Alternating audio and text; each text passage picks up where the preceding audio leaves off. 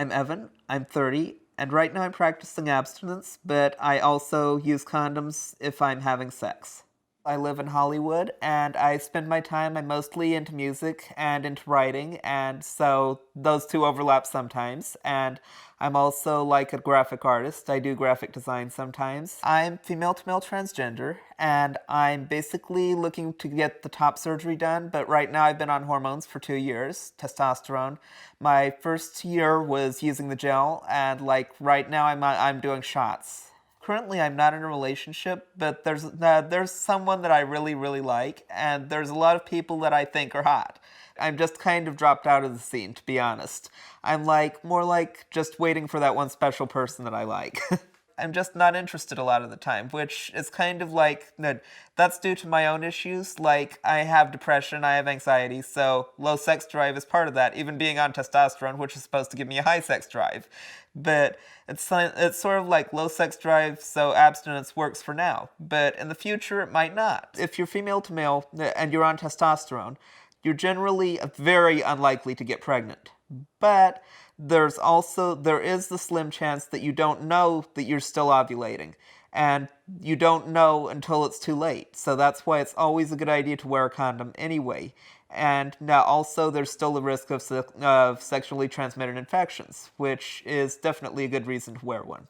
As for the conversations that I've had with partners, I've basically been like just hoping that they do the right thing, but at the same time I'm like, if somebody's like, well, I want to do it better, I'm firmly of the belief of just no. Basically, if somebody isn't listening to your needs, if somebody isn't responsible enough to protect themselves and you, if somebody isn't listening to what you say or what you want, then are you sure you want to have a relationship with them in the first place? It's like, there's so many other fish in the sea, and there's plenty of people that will listen to you and that will go with what you need to do to be safe.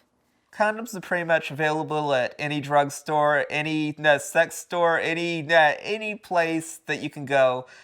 Pretty much even convenience stores have condoms. Pretty much anywhere, like you can even get them for free. Like if you go to the LGBT Center's medical office, they have them in a jar. You can pick them up for free.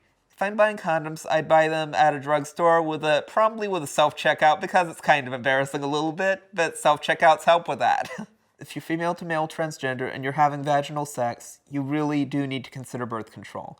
And otherwise, you need to consider your other options, whether they be abstinence, whether they be other sexual acts, whether they be anything. Everybody has different approaches to everything, and that regards being transgender, it regards birth control, it regards pretty much everything. Everything is personal, and that's the most important thing to consider.